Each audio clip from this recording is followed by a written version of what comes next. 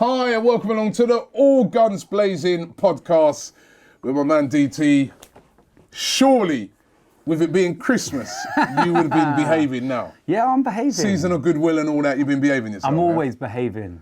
No Twitter spats with anyone, no... Just Gary Lineker.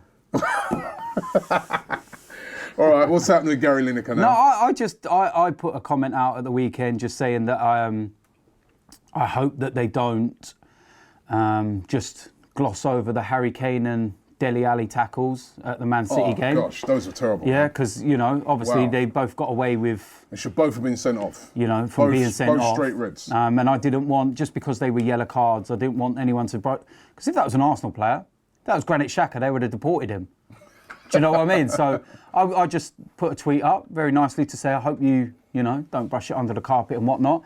And then I watched the reaction of what they said to him and they laughed it off. Match of the day. They laughed it off like it was nothing.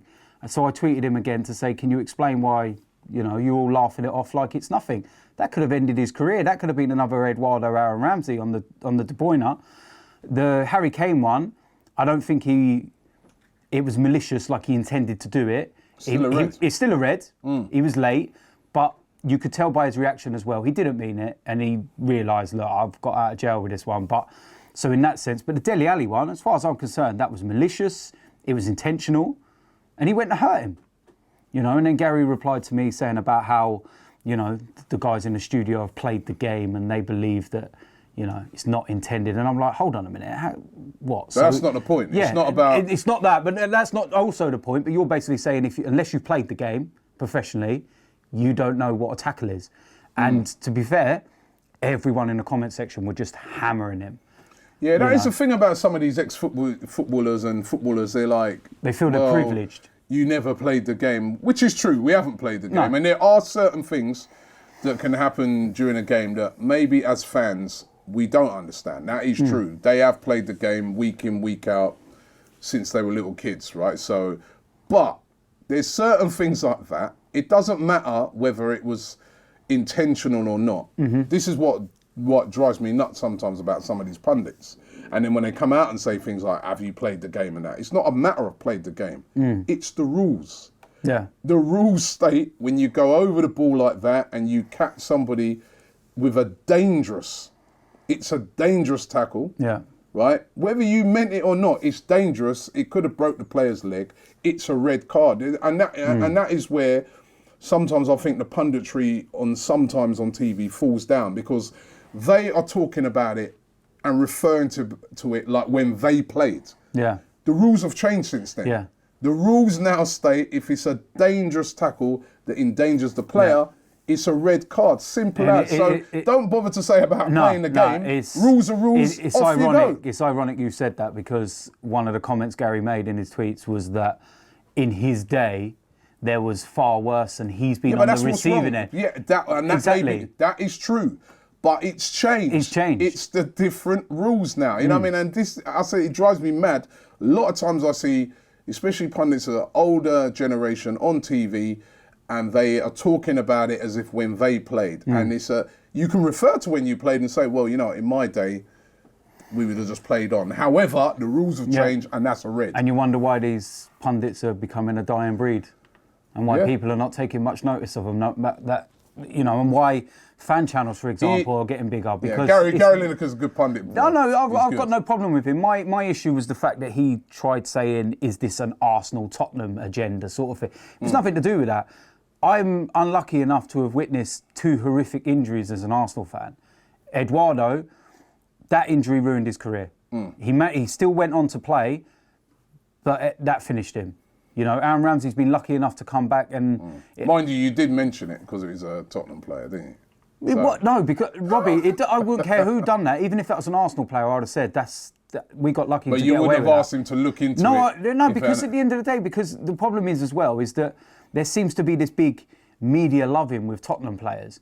And if you're English, it's acceptable. If you dive as an Englishman, he was just trying to, win the penalty. There's slight contact there. But if you dive and you're foreign, we need to stamp that out of the game. Ban him, send him, deport him, that's the thing that really winds me up. And, no, you're right. And Dele Alli's got a history of these type of tackles. I agree with you when you say if that had been Granit Xhaka, gone. You know what I mean? If Troy Deeney, I mean, his red card. That was never a red card. Was never a red. He came gone. Players get sent off on red. And Dele Alli has got that streak in him. Yeah. And, and then you say that as well, and then these pundits and whatnot turn around and go, well, it's good that a player's got that inside him. A bit of fire. But then on the flip side, you look at someone like Granit Xhaka when he first come along and he was getting them red cards and he was putting his foot in. He needs to control that. He needs to sort that part of his game out. He needs to banish that part of him. He can't do that in this league. But if you're English and your name's Dele Alli, it's great that you've got that fire in there. It's good that you can get that nasty streak about you. Yeah, where's the balance? Double standards. And that's the thing that winds me up. So it wasn't an argument or anything like that. It was a few tweets and a few choice words that were just... So you say. I'd love to see. And that's all it was. That's all it was. So, all right, season of goodwill and that. Merry Christmas, by the way. It's a Christmas feel, a little tree going on. I know, look, you decorated my cell. You know what I mean? Before anyone gets in on the comment section, Robbie's he decorated DT's cell this week. Look. There's nothing in the presents. He's not that, he's lent me his private jet. He's let me stay in his hotels. Listen, mate, there's a gold and silver in those. You know what I mean? Yeah. Listen, do you know what? We're going to talk about the Liverpool game. Yeah. So obviously, that's the big one. Big game, man. Our Christmas is kind of dependent on it. What sort of Christmas we have, leading up to it. But listen, before we get into that, the Carabao Cup. Yep. The other night, we beat West Ham 1-0. Yep. West Ham were dreadful. They were awful, but we got through. And we're into the semi-finals now, up against Chelsea. Bristol City beat Manchester United. Wow, that was a shock. Didn't Bristol City play well, by the way? They were excellent, man. They were on the front foot. United had Pogba out there, Lukaku, Ibrahimovic, Martial, Rashford. That's what I mean. Even though they were massive underdogs before the game started, I still thought Man United were going to win. Yeah, I mean, look at the team now. That was a strong team. You didn't get that, did you? So what did you say? I said, even though they were massive underdogs, Manchester United, I still thought they'd win. Waiting for the comment section now. Yeah. But no, I was going in on United last night. I watched it. I got so much grief. Have you been behaving yourself? No, I was listening. What I was doing, my stuff was just little friendly. Listen, when we lose, how many United fans jump in the timeline and giving a stick, right? I know. I've never seen ArsenalFanTV's Twitter page have so many emojis. It was constantly laughing emojis with each tweet. I was laughing. I never said anything horrible in that. I just put the one I put where I said something like I said, it's City have beaten Manchester United 2-1. And it's not Man City, it's Bristol City and loads. You know what I mean? People were going mad. I'm like, calm down, United fans. You've got to be able to take it. We took it. When they beat us the other day, we took it. Yeah, they need to take the L. They need to just take it on the chin. And to be fair, some of them do, Some of them do, man. I was getting some stick. It was funny. I put a tweet up saying that, Manchester United need to just take it, stop sulking. I saw that. And you're right. Because, last year, when they wanted to include the League Cup as part of their treble, it was a trophy. Yeah, and then now they're knocked out. Yeah. It didn't matter. We can. Why are they glad they're knocked out? Because they concentrate on the league. You're not catching Man City. So what are you concentrating on? I saw them saying things like, "Who can be asked about the League Cup?" I'm like, come on. You can tell by the team that Mourinho put out that he wanted to win it. They could have retained that cup. So there was over £250 million worth of talent on the pitch. Yeah, full credit to Bristol City. But now Bristol City, and it was a Gooner that scored the winning goal. A Gooner that scored the winning goal. Yeah, a Gooner that scored the. I love that. Do you know what I wished he did? He goes, I hope he got. Do you know what I wished he did? I know in hindsight, he would like to go back, but I would love him to have run in front of the Man United fans and just milli rocked and give a little bit of. Lingard back to them because of what they've been saying about the Emirates and stuff. But it was a fantastic goal. Both goals were really good. Brilliant moves, man. Bristol City really impressed me. They got Man City, we've got Chelsea. Now, what I want to ask you is this. Obviously, all the way along that tournament, we've just been playing weakened teams. Yeah. Even the other night, You know, it was the second string really, a couple of youngsters in there. The bench was all kids, which I was really worried about because I saw West Ham's team is pretty strong. Yeah, especially and the bench. I was like, what's going to happen if we don't get a goal, you know, or if they equalise, or we got nothing. To bring on. Just lots of potential good youngsters on the bench. But we got through. Now that we're into the semi-final, two-legged semi-final against Chelsea. Do we now go with our strongest team? I was having this debate with my brother earlier on when I was driving here. Should we now go with our strongest team for those two games? Although there are a few, I would still give a couple of the youngsters a chance. Who I feel have deserved it. If you're going to trust them up to this point, you can't. It is a difficult one because of who you're playing. I still have Reece Nelson in there. Reece Nelson, Maitland-Niles, dependent on whether he's going to be. I think Chambers has earned. Something like that. I don't think that we can go. It's difficult because they've done so well the other night, but I think it's too big a gamble if you're going with a 4, for example, playing Chambers and Holding as the centre backs. Maybe if you had a Koscielny next to one of them or a Mustafi next to one of them, that little bit of experience. Little things like that. The issue is as well is that you look at, say for argument's sake, we got Man City. People say you don't want them, but as they showed with their Leicester game, they won't really play their first team.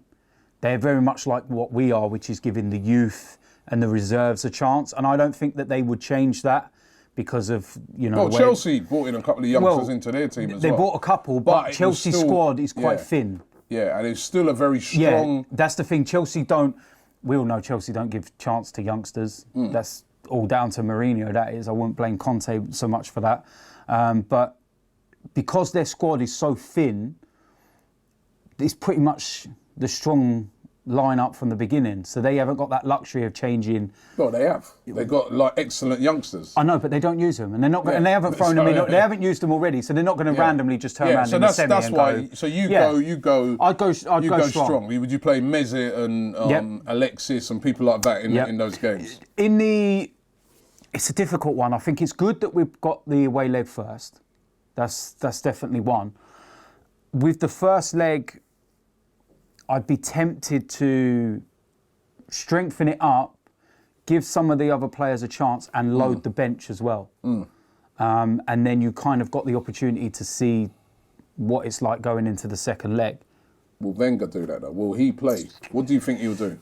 Do you know what? Wenger's got a history. He's never won the League Cup. Wenger's got a history, especially in this tournament, of sticking with it. If you can remember, he played the youngsters and the reserves all the way to the final when we actually played Chelsea. And we played Chelsea in the final. And Chelsea played a full strength team. Side. We did all right, actually. We went 1-0 up. Walcott scored. I think that's his first ever goal. Yeah, I remember we did all right, but ultimately we lost the game. We got overpowered. I think it was Drogba. There's a surprise.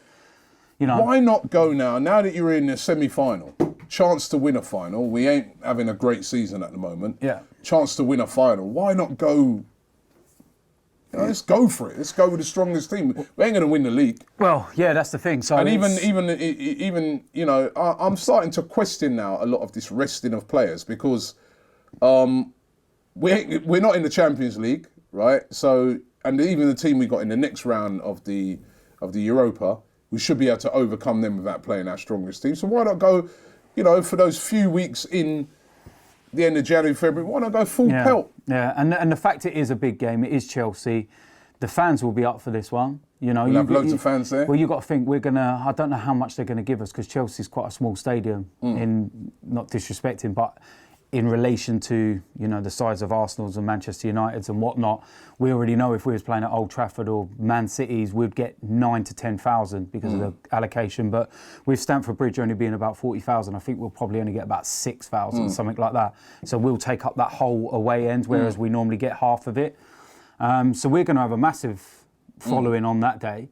And the same when Chelsea come to Chelsea come to Emirates for the second leg, they'll have 9,000 odd. They'll have the whole bottom end of the Emirates and one half of the top. So, yes, it's an opportunity of Wembley, and Wembley's like our second home. And it's a chance to win a trophy. I know. right? And doing it in a similar way that we did to next year, probably going to have to overcome Chelsea and Man City again. But it's a chance to win a trophy. This is why I'm glad people are writing us off. Because last year, everyone, it's a bit role reversed, but everyone, when the semi-final draws were made last year, were all saying Chelsea-Man City final. They weren't even talking about the semi-final. Chelsea-Man City final. We then beat Man City in the semi, and then it was Chelsea going to win the FA Cup, and then we beat them. This time round, everyone's now already, I've seen the papers and what they're saying, they're like, well, it's going to be a Man City-Chelsea Carabao Cup final. He's got to go full pelt. You know, I want people to, in the comments, let me know what you think. Should we play our strongest team or as strong as possible in those 2 games, those 2 legs? I personally want to see strong teams. I want to see I want us to get to the final. I think we might have to start. You can look at it and you can say to the youngsters, you've done a great job all the way along getting us there. Well done, Eddie, and that. Have them in, like you said, have them on the bench that they can get an opportunity. But you've got to go. Yeah. You've got to be serious about winning these competitions. You're in a semi-final, and there comes a point where you've got to go, all right, we need to... We're going for this. We need to. And I think we might have to role reverse our rotation. Maybe rest some of the big players in the Premier League. Well, he's never going to do that. No, and then concentrate, because at the end of the day, the one carrot that you kind of got dangling with the Europa League is the fact that that's your way into the Champions League. Yeah. So if we take that seriously, but we've got a big enough squad to cope with that as well. And I mean, the teams we're playing. I personally think the same with the Europa League. I think for the next round, Östersunds, we can still go with a similar type of team. It'd be tough out there. Yeah, but it's 2 legs. I know, it is 2 legs. So you can go with a team similar to what we've been using. If we come a cropper out there, we can go very strong when we get back home. Yeah. So, but I think, Östersunds ain't Chelsea. No. And this is a semi-final. No. Let's go for it. Let's try and get... In relation lift to that... the mood with some silverware. That's the thing. That would be something. But in relation to what you were saying about Östersunds, I think that the players that are going to be sent out there will be based on the weather conditions and also the pitch. Because one of the things that I spoke to Jack Wilshere about the other day, and I said to him that we was already booked to go out there and everything else. And I said to him, do you reckon you'll be playing out there? And he just laughed, and he was like... artificial pitch. It's an artificial pitch. And he also said that Arsenal have sent a load of delegates over there at the moment to arrange all the hotels and stuff like that. And he said it's minus 15 out there.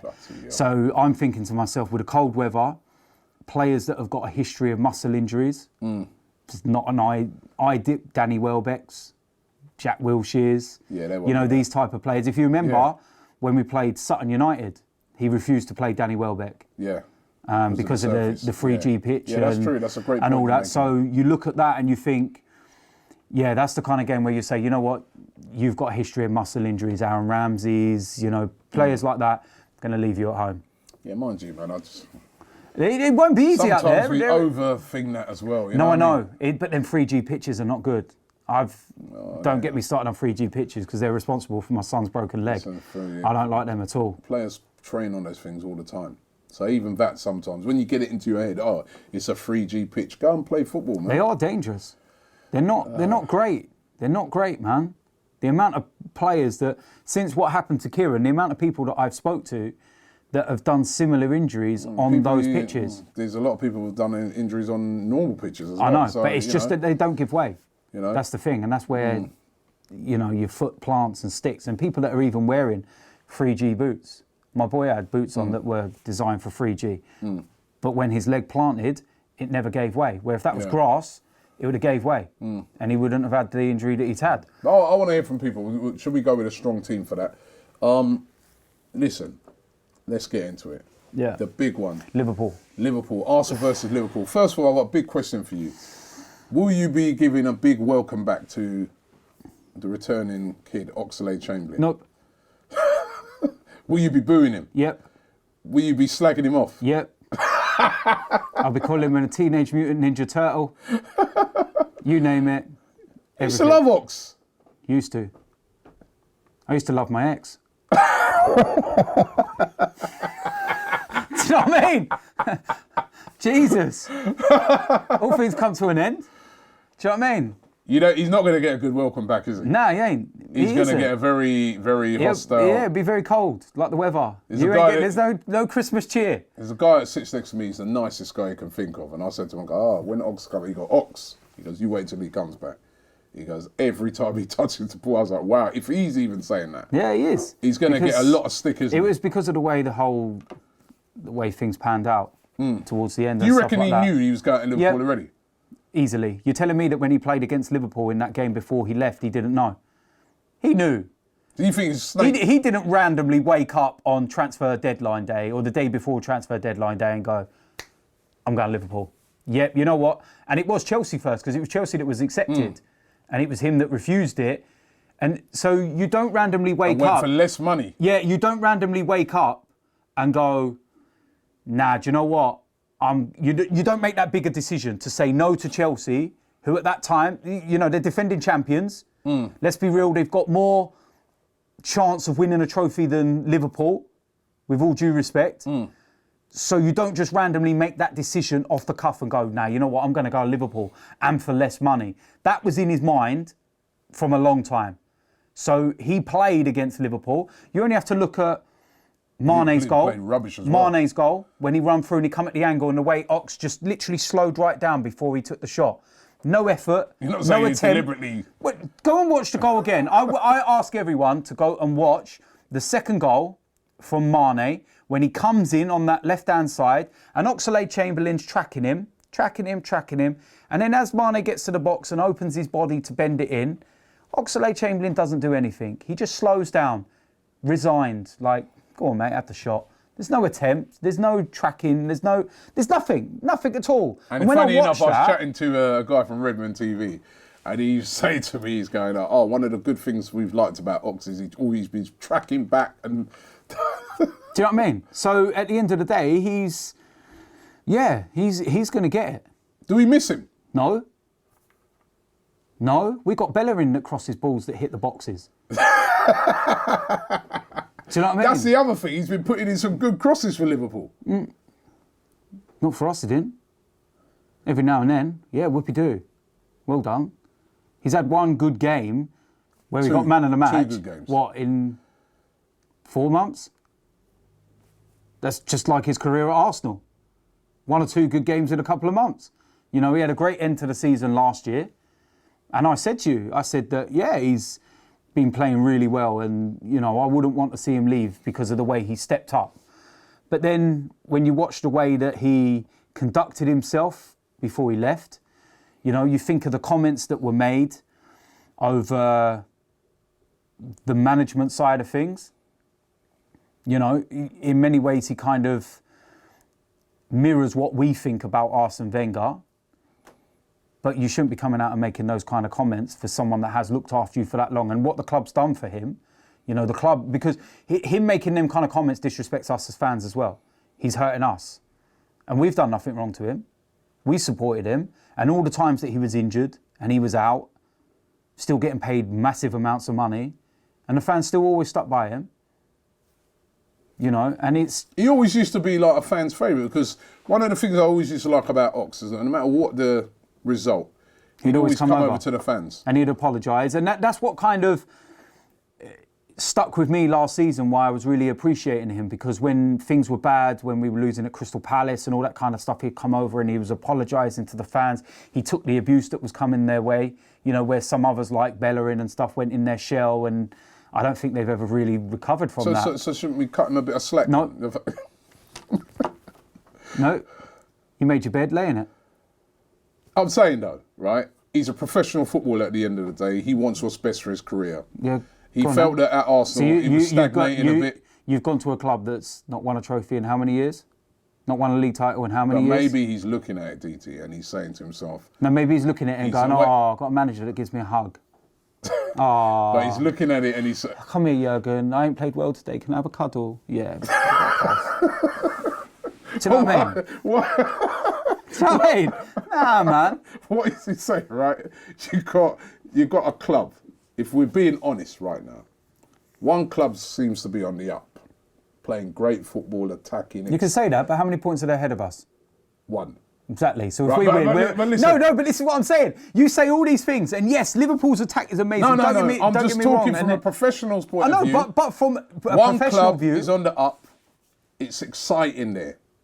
Everything seems to be... But they're 1 point ahead of us. Yeah, it's so exciting that they could be behind us on Friday night.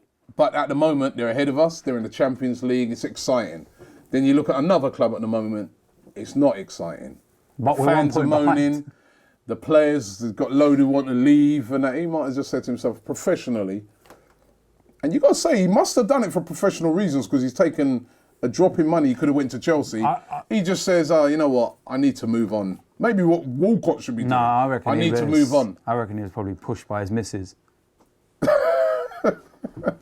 Personally, it's all gone fine. So you got no... No. Watch the Matchday vlog and you'll see exactly how I react to him. I don't care, he's getting it. Even Troops is going to give it. And Troops loves him. Yeah, you know what? My G, Oxlade-Chamberlain. Yes, brother. Nah, you're not going to get none of that from Troops on Friday night, man. I'm telling you. Troops is going to hammer him. I already know what Troops ain't happy at all. And it's the same. It's like what I said at the end of the day. I think he's going to get hate on a par to what? Van Persie. I think worse than that. It's going to be more like Nasri. Remember when Nasri came back? Nasri got absolutely... At the end of the day, right? And it actually affected... First time, there's two players that came back. Van Persie and Nasri. And they got so much abuse, it actually affected their game. I'd be surprised if they start him. Well, the thing is, I can't see him not starting him after his recent performance. Yeah, because he's man of the match in the last game. Yeah, he got man of the match against Bournemouth. So, to take him out for this game, you would be basically admitting that he's a pussy, that he can't handle the heat. So I don't think, unless Jurgen likes his cuddles, you poor thing, Oxlade-Chamberlain, you can go on the bench today because they will boo you. Let's have a cuddle. Nah, man. You know what? He's just going to have to take it on the chin. And at the end of the day, if he puts the ball in the net or makes an assist, we're going to have to take it on the chin. We understand that as well. Some players, you could boo them and it'll raise their game. But we will find out, won't we? I just hope the Arsenal players understand as well. And, I'm not saying no more. It's a huge game for Arsenal. It's huge. Huge. It's a scary game, right? When you think about the firepower that they have up front, that game the other day against Bournemouth, they absolutely ripped them to shreds. I know it's Bournemouth. My problem is that our recent record over Liverpool's not been great. No. Whereas when you look at the other sides, Manchester United, we've been beating them in recent times. Manchester City, we've been beating them in recent times. Chelsea, we've been beating them in recent times. Tottenham, they came into the game. Home performances. Yeah, and you think even Chelsea and Man City, Wembley and the cup final and all that kind of stuff. The one team that we just seem to not have a great record against recently and just seem to score goals past us is Liverpool. Last time they come to the Emirates, they scored 4. Scored 4 at Anfield earlier in the season. They seem to always catch us at the right time as well. They always seem to catch us when we're on at the start of the season when we're on a downer or, But this time, even though, obviously Salah, he's been absolutely brilliant. Mane, Firmino's been playing really well. They've scored a lot of goals this season, he has, Coutinho, Wijnaldum. They've got a really, really good team. I think Lallana's even back in the squad. It'll be Coutinho's last ever game at the Emirates where he goes Barcelona. You're a bit salty today, aren't you? The Liverpool fans. So I keep dropping this. I'm just winding them all up, but no, I reckon he'll be gone. And that is a scary. The way we've been defending recently, the way Koscielny giving balls away. I mean, if he does any of that rubbish, where he passes the ball across the back four or loses concentration, or Mustafi, I think Mustafi could be back. Any of those guys, if they're not brave in that game, if they're not on it, concentrated for all 90 minutes, this is the one team that when you make mistakes, they punish you. I personally think that if Mustafi's back, we've got to go to a free. Played a free against them at their place. Got beaten 4-0. There was that day, we could have played a back 20 and we would have conceded. Why? That day, there's something not right. The whole thing, Oxlade-Chamberlain, Alexis Sanchez, Lacazette being put on the bench, Kolasinac being put on the bench, Hector Bellerin playing left wing back. Will Kolasinac even start that game? That's the next thing I don't think he will. Because, you know... I don't think he will. Maitland-Niles against them guys is a risk. This is the thing. That's a risk. I know that he's gone to a back four recent. I feel that the reason why he's gone to a back four is because Mustafi's been out. I think if we play a 4 and one of the 2 centre-backs is Monreal, no, don't do it. Stop. If Monreal is part of a 3, no problem at all. We've been at our strongest. Lassenat's back in then? I actually think he'll play Maitland-Niles left wing back. Why? Because he has possibly... He had a good game the last time out. That's Newcastle. Last 2 games. He's Newcastle. Been I know. Newcastle I'm not saying and me. West I'm not Ham, saying me. 2 teams that put everybody behind the ball. I'm not saying me. These are different games. I know, I'm not saying me, I'm saying Wenger. The fact that Kolasinac played the other night, played 90 minutes, if you're going by how this season's gone already with these competitions and stuff, Kolasinac won't start. But Kolasinac has been playing well this season. Unless Kolasinac had been taken out of the team because he'd had a slight injury. Tuesday was a get you going again game. I hope so. Because for me, so we don't know. I think it's a big risk to play. Yeah, of course it is. Maitland-Niles in that game.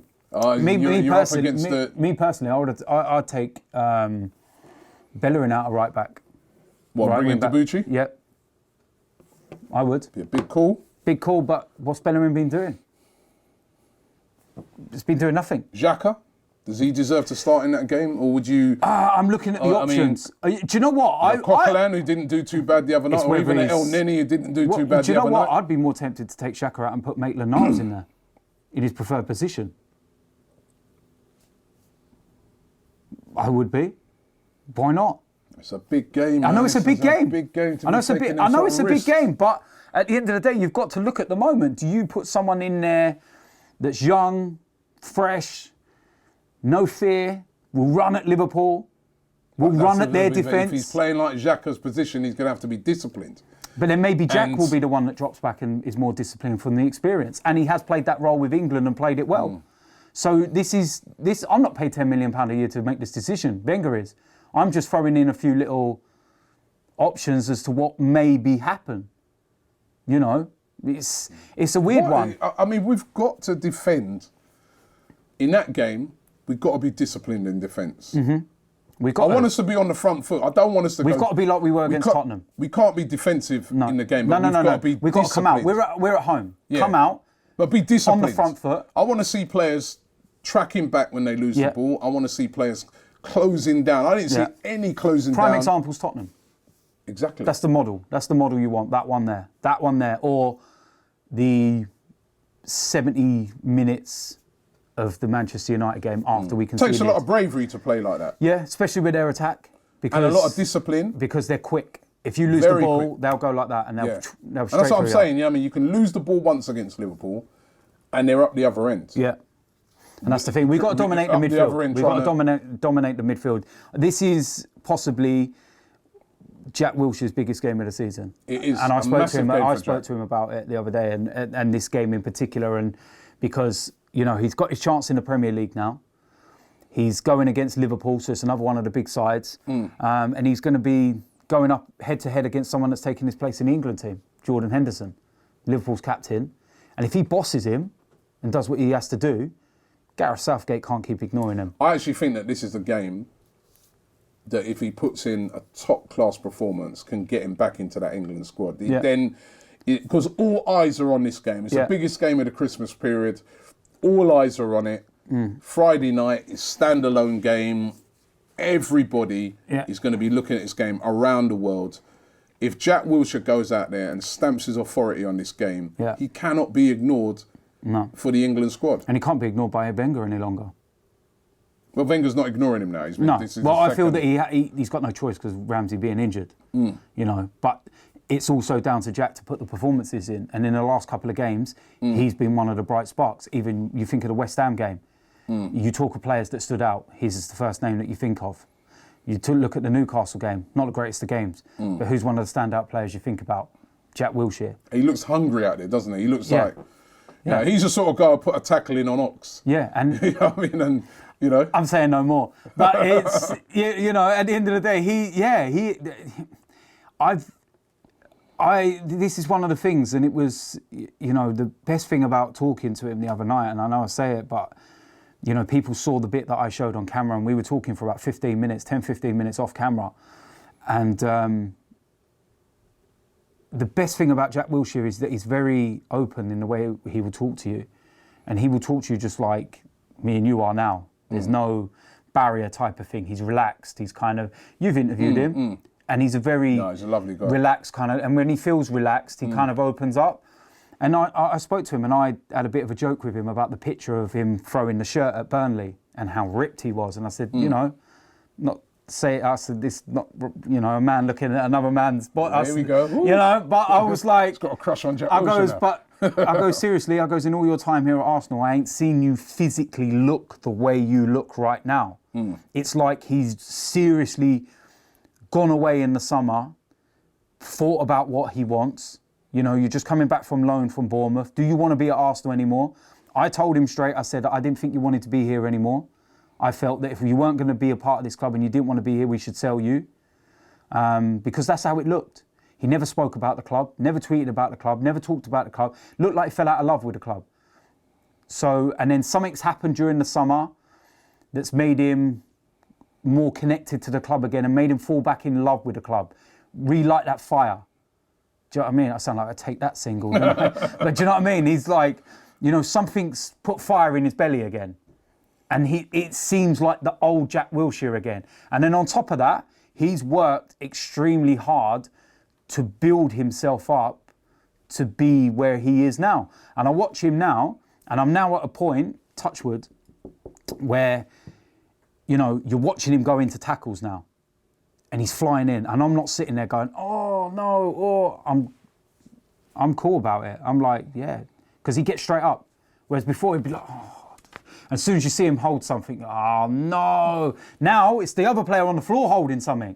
It's like he's built himself up. You know what? Psychologically as well, because when you're returning after injury, you must be. I mean, it's easy for us as fans watching, but psychologically as a player, it's tough. It must be really tough because you're thinking to yourself every time, do I go in for that tackle? I don't want this to happen again. Do I sprint for that ball? I don't want to pull something. But it looks like he's overcome that psychological barrier, and now he's playing with a freedom. He feels free now. You know, you see him. He's like he's free out there. With the injuries, he said to me that the first ever injury was his hardest mentally, because we spoke about Kieran, and I said to him, I said that the biggest barrier that he's overcoming at the moment is mentally, because he's got it in his head. Will I ever play again? Will I ever be to the level I was? What's going to happen? And you know, and he said to me, he said, look, tell him. The first one's the hardest. And he goes, and when he overcomes this barrier, he'll come back stronger. And it will make you mentally stronger, that you can overstep anything. And then, you know, and he's the prime example, because he's had setback after set. He's lost the early, you know, most of his 20s as a footballer because of injury. He should be an Arsenal regular, England regular. You know what I mean? We shouldn't even be having this discussion about Jack trying to play well this weekend to get an England recognition. You know, listen, if he's fit, I'm sorry, Jordan Henderson is a decent player, but you're being fair there. Wilshere has to start. Listen, if Jack Wilshere had never had all these injuries, I have no doubt in my mind that he'd be the Arsenal captain right now. I still think maybe he should be the Arsenal captain. Yeah, I do. You said that you felt that Bellerin should be dropped. I'm waiting for it. You said that you feel that... I'm waiting for it. I know what's coming. You feel that Xhaka should be dropped. I can read your mind. Do you feel Alexis should be dropped? There you go. I'm waiting for it. There you go. You took it out of my mouth. Yeah. Should Alexis Sanchez be dropped? Yeah. This is a game where you cannot afford to give the ball away. This is what Liverpool are experts at. Yeah. You lose the ball, bang, Salah, they're all at the other end. Yeah.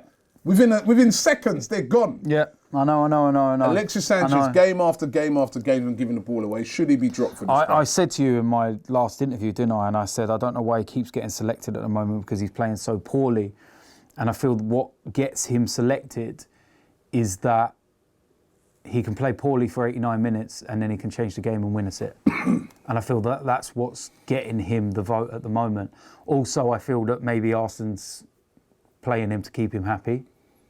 Keep him happy, he's going anyway. Yeah, but what I mean is so we don't go in January, because he feels that we might need him for the rest of the season. And then in the summer, bye-bye. Because from what I'm hearing, Man City are not interested in January. And a lot of that's based on his attitude. They don't need not like that they don't need him, but I feel that also they've not liked his attitude. And Pep Guardiola's a big thing on that, you know, and he's even fell out with Alexis at Barcelona over his attitude and stuff like that. And there was always a bit of a weird relationship between the pair of them. And it was Guardiola that sold him, wasn't it? I believe. I think it might be. I know Guardiola bought him. I think he bought him as well. Yeah. And he sold him. So there was something, you know, and yeah, that's a big thing. And yeah, I know Man City don't need him. That's pretty obvious, isn't it? And where would Alexis get in the team? Stop going round in circles. I know, I'm trying to avoid it, Avoiding what you think, right? Does Alexis Sanchez start this game? I look at it and I say, who else would we put in his position? I know there was the option of taking him out. I know there's the option of taking him out, and then we could have had Giroud and Lacazette. Well, you could have Lacazette. But then that option's you could have say Iwobi on one wing or so. You could have Welbeck. Iwobi shouldn't be starting this game. You could have a Welbeck in there. Iwobi should not be starting this game. He's not good enough. He's just not good enough. It shouldn't be starting this game. He shouldn't be starting this game. If you're going to start with Welbeck, I would start with Welbeck ahead of Iwobi. If I'm going by Wenger's mindset, there's not a hope in hell's chance that Alexis is going to be dropped. No, what would you do? I'm sorry, I can't divulge in that. What do you mean you can't divulge? This is what we're here for. No, I mean, it's all right giving it. You've got to say what you do. What would you do? I'm looking at it. I'm looking at the team right now, and I'm thinking, is there anyone that could come in ahead of him? No. So I'd play him because I think what option there is. If Ramsey was fit, for example, then that kind of weighs out the Iwobi problem, and then you could look at Welbeck should start ahead of Alexis. But with Ramsey being out and that little shortage in that area, I'd take Iwobi out, I'd put Welbeck in, and that gives that pace and the power, and then keep Alexis in there. I wouldn't put Theo Walcott in ahead of Alexis. No chance. Giroud's not fit and available. What other options do we really have? None. Okay. Reece Nelson? I like the look of this kid. We were talking about Ox earlier, right? I think that this kid could be better than Ox. Yeah, but he needs to start giving his head in the right position. He needs to be given that. You know, when he came on against West Ham, he can play on the left. Yeah, but when he came on against West Ham, he looked really dangerous because he was in that more attacking role. Dangerous every time. But at the end of the day, he's still a kid, and if you're not going to start him in the Carabao Cup against West Ham. There's no way Wenger's going to start him against Liverpool in the Premier League. I know he's not going to start. You know what I mean? So let's be real about that. It's just... Sometimes I just feel, though, in some of these games sometimes, when you bring on players like that, I'm not saying he should start, but when you maybe include a player like that in your squad and you bring on an unknown quantity, and that player's so excited and hungry, they can do bits in games like this. They can, you know... Yeah, they could do. Something that I haven't seen Wenger been doing for a long time, things that he used to do. You know what? Because he can't afford to gamble anymore. That's the problem. Wenger could get away with gambling. But now he knows that every game we lose, or every time he makes a mistake, it's that closer to tipping him over the edge. That's the knife edge we are on as a fan base at the moment. And I said it in the last podcast with you. I said I feel as fans there's a certain apathy about us. There's a certain you're spot on there. You know, where we just kind of, and then conveniently. But this is a game that if we win it could lift the mood. It could do. Going into the Christmas period. But you say that. But then we can go Crystal Palace next week and lose. Yeah, that's true. And then it's back again. That's the difference. Yeah. There's the difference now. You know, you look at Man City, for example. You know, if they lose next week, are they really going to be down about it? Are the fans going to be chanting Guardiola out? No. You know, they'll deal with it. They move on.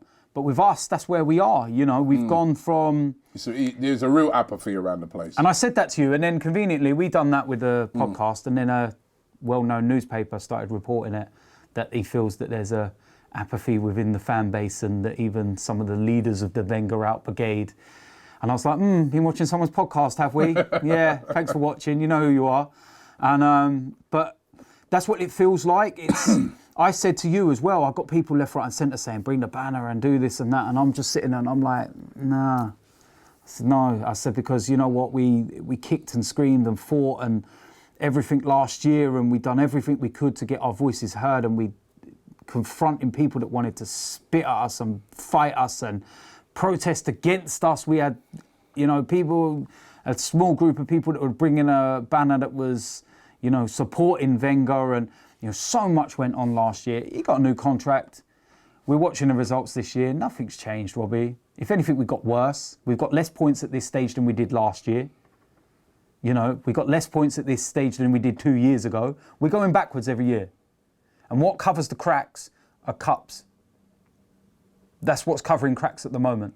Yeah, but cups are good. I know cups are good, but they're not good. Cups are good. I remember when fans used to say, when are we going to win a trophy? We ain't won a trophy for 9 years. But Robbie, this is the point. He's won 3 out of the last 4. This is the point. This is the point, and I was thinking about it here. We haven't finished below the top 5 in 21 years, right? Now, we are the most consistent big club in the Premier League in terms of where we stay. You sound like Arsene Wenger now. No. Okay. Listen, because this is what I'm going to say. Yeah. We're in that circle. We're there. Even the likes of Manchester United have finished down in 7th. Chelsea have finished down in 10th. And Man City. All these clubs have had lower than 5th place finishes. We're the only one that stayed in that circle. But we stayed here. We've never gone there. We have everything to just make that step.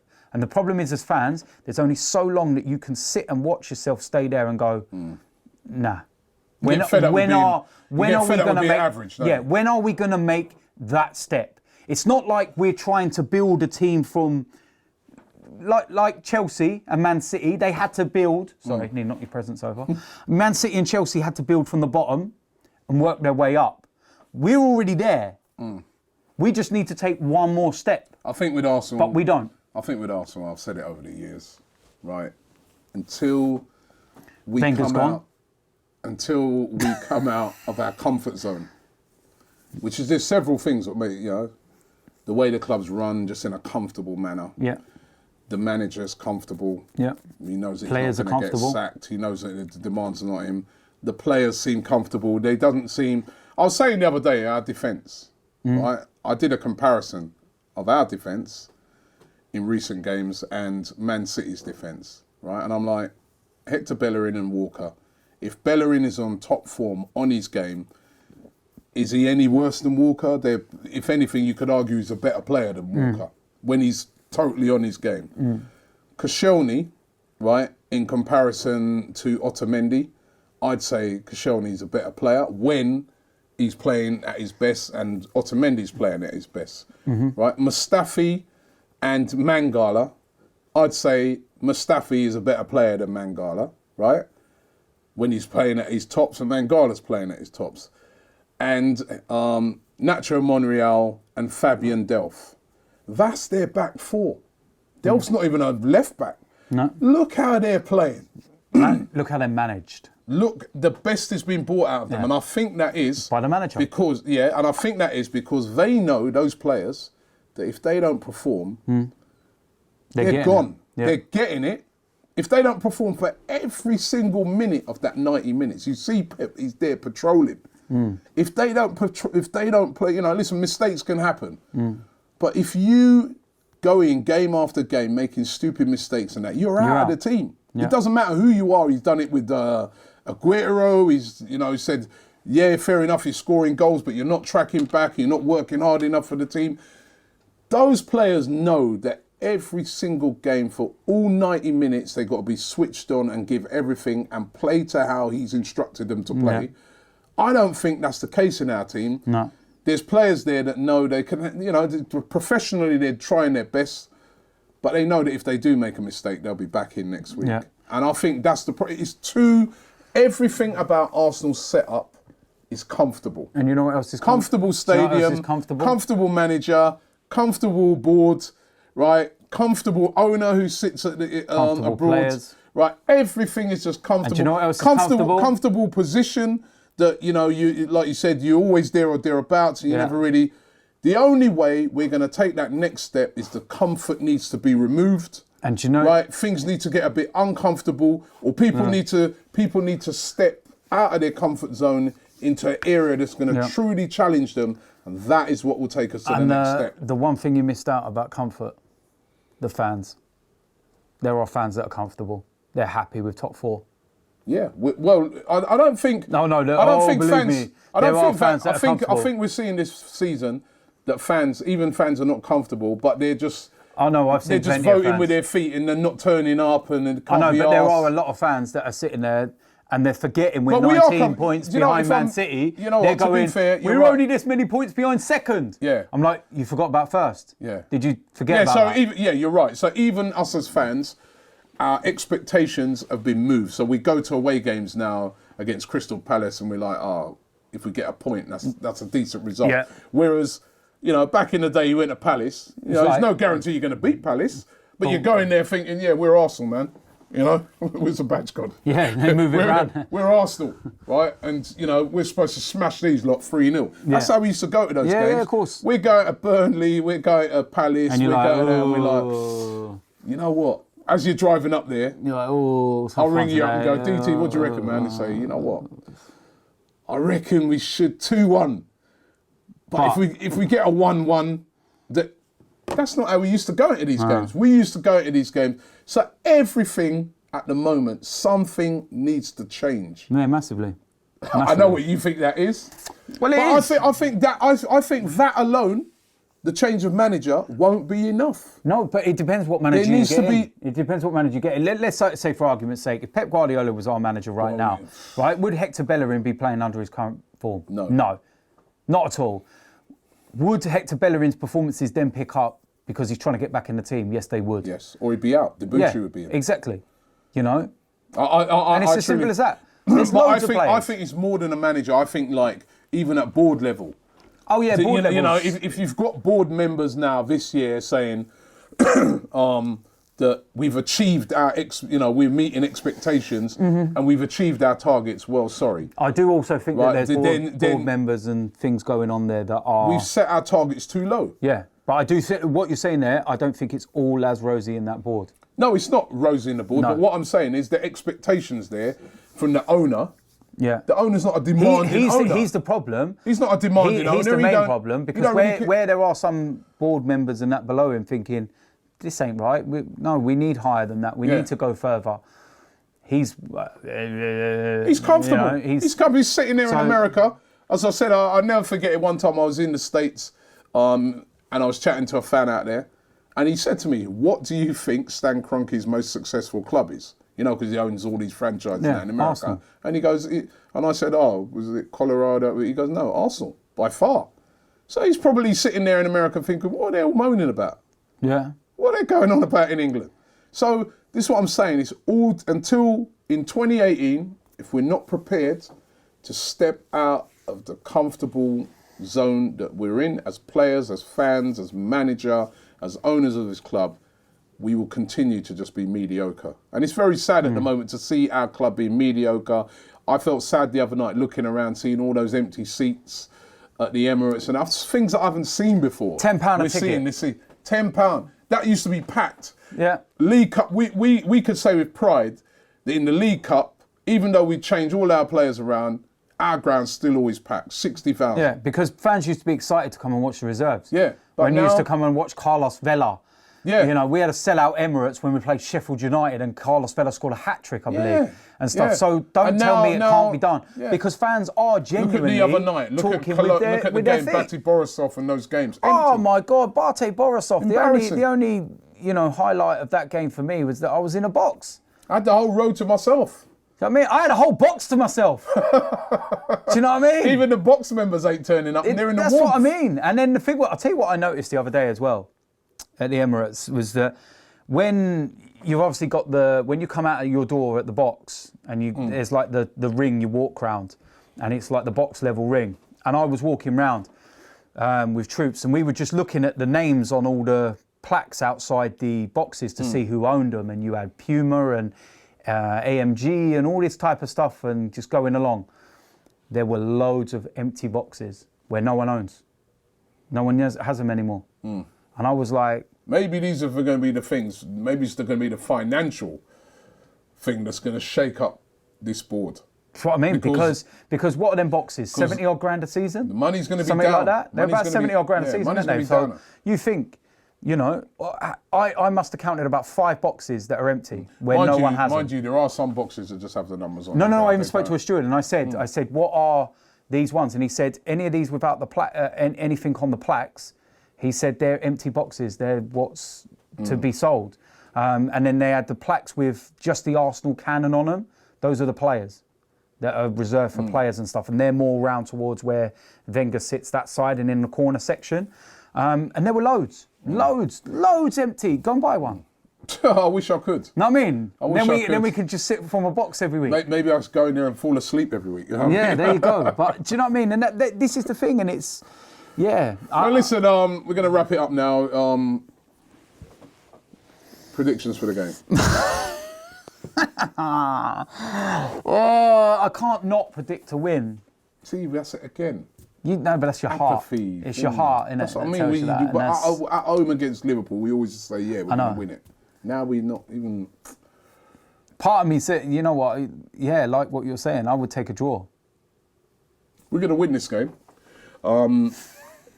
No, I've got the same feelings. People laughed at me when I said that against Tottenham. I remember doing various interviews, everyone laughing at me, power shift, Robbie, that'd be stupid, yeah, you're just chatting. I believe we're going to win this game because Liverpool are going to attack us. It's not going to be like all the recent games where every team's come and parked the bus. Newcastle, West Ham, Southampton to a certain extent. All these teams that sit back, we found very difficult to break down. Do you know what? I think Liverpool might sit back. I don't think they'll counter us. Liverpool will not. They will counter us, but they're not going to sit back. It's not in their DNA. They're going to come at us. There'll be spaces.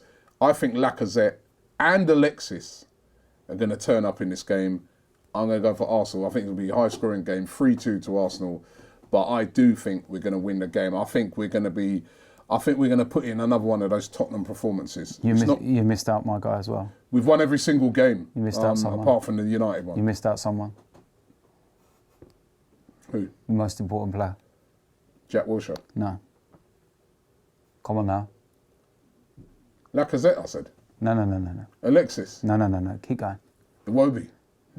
Keep going. Come on. Welbeck? I just don't think you understand. Mesut Ozil. There you go. Yeah, you are right. Mesut Ozil's got a my guy. He's got a big role to play in this game, and I think he's been playing really well as well. Stepped up, right? Grabbing games. I just think this game's is a night game. Winning games, isn't he? He has been brilliant. Yeah. No, what are you looking at me like that for? All right, night. But you see my comment the other day. He's got to turn up. You see my comment the other day. You're not invited to his wedding. You're not invited to it. I am. Definitely not invited to his wedding. Yeah. I'm best man. I'm giving rings and everything. Well, the amount of times you bigged him up, even when he's played rubbish. I should get an invite. You should get an invite. Even if it's right at the very back, I should get an invite to Mesut Ozil's wedding. I don't care. There's going to be a player in that team that watches this video. Tell Mesut I will be there. I'm going to be there because I'm his biggest fan and I've supported him through everything. You're not invited. Stay at home. Yeah, let's hope you're saying that if he's at Man United in January. But listen, what do you guys think? Who's going to win the game against Liverpool? Are you going to welcome the Oxlade-Chamberlain back? No. 3-2. I'll go 3-2. 3-2. Merry Christmas. Merry Christmas, man. It's all dependent on how it goes against Liverpool. Yeah, because if it goes wrong, we're going to be turning into Claude. You ruined my bloody Christmas! See you again next week.